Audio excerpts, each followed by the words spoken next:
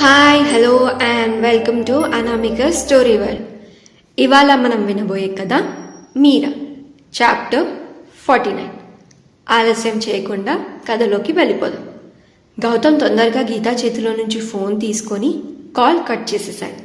ఏ పిచ్చా నీకు, అసలు ఏం చేస్తున్నావు? వద్దు అని చెప్పాను కదా అని కోపంగా అన్నాడు గౌతమ్. పాపం గౌతమ్ నీ మీద చాలా ఇష్టం పెంచుకున్నాడు, ఒక్కసారి మాట్లాడొచ్చు కదా అని అన్నాడు వినయ్.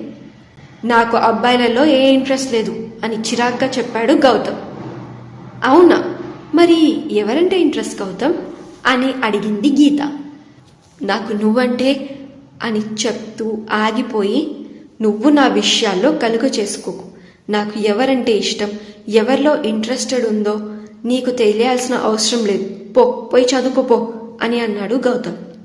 సరేలే, నువ్వు నీ లవ్ స్టోరీ చెప్తే నేను నా లవ్ స్టోరీ చెప్దామనుకున్నాను అని గౌతమ్ వంక ఓర కన్నుతో చూస్తూ అంది గీత.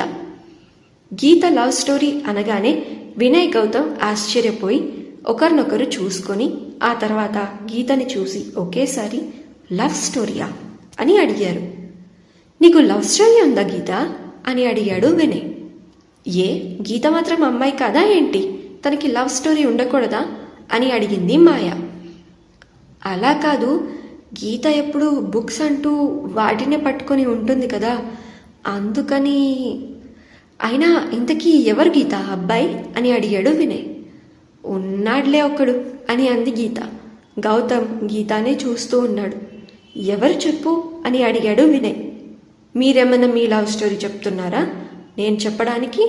మీరు చెప్పిన రోజున నాకు గుర్తు చేయండి, నేను కూడా నా లవ్ స్టోరీ చెప్తాను అని గీత తన బుక్స్ ఇంకా బ్యాగ్ తీసుకొని అక్కడి నుంచి వెళ్ళిపోయింది.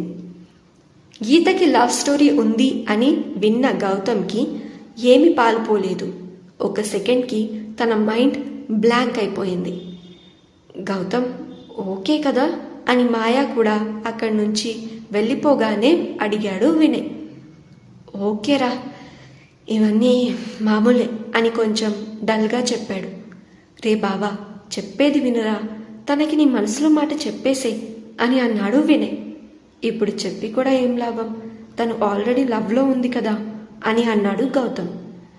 నేను అన్న రోజే నీ మనసులో మాట తనకి చెప్పేయాల్సింది కదా గౌతమ్ అని అన్నాడు వినయ్. తను ఇక్కడికి చదువుకోవడానికి వచ్చిందిరా, ప్రేమించడానికి కాదు. నేను కూడా ఇక్కడికి చదువుకోవడానికే వచ్చాను. ప్రేమ గీమా అంటే అని అంటూ ఆగిపోయాడు గౌతమ్. గౌతమ్, ప్రేమలో ఉన్నవాళ్ళు చదువుకోరు అన్న అపోహ మార్చు. ఇప్పుడు అయితే నీ మనసులో మాటని ఒక్కసారి తనకి చెప్పి చూడు. నువ్వు తనని ఏమి ప్రేమించు, రిలేషన్షిప్లోకి రా అనటం లేదు కదా. జస్ట్ నీ ఫీలింగ్స్ని ఎక్స్ప్రెస్ చేయి. దానికి తను ఏం రియాక్షన్ ఇస్తుందో దాన్ని కూడా యాక్సెప్ట్ చేయి.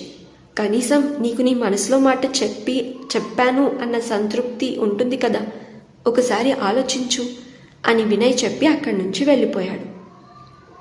గౌతమ్ మళ్ళీ ప్రస్తుతానికి వచ్చి తన గదిలో, ఆ రోజు నీ మాట వినకుండా ఉండాల్సింది వినయ్. నా ఫీలింగ్స్ని నా వరకే పెట్టుకోవాల్సింది.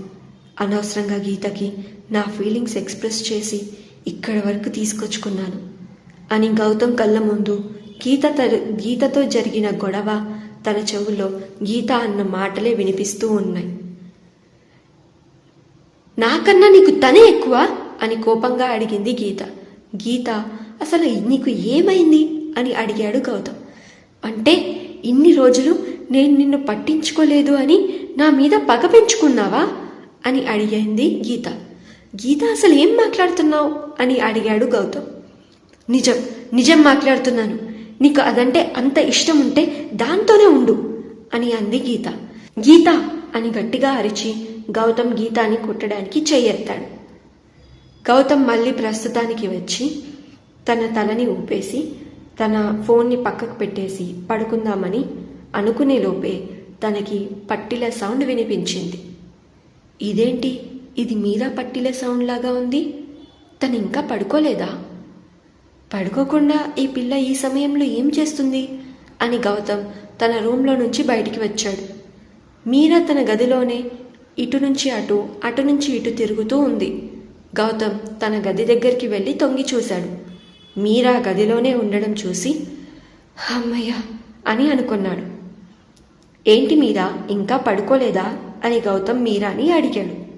సడన్గా గౌతమ్ గొంతు వినిపించేసరికి మీరా ఉలిక్కి పడింది. అది చూసి రిలాక్స్, నేనే గౌతమ్ని, భయపడకు అని గౌతమ్ మీరా దగ్గరికి వచ్చి ఏమైంది అని అడిగాడు. మరేమో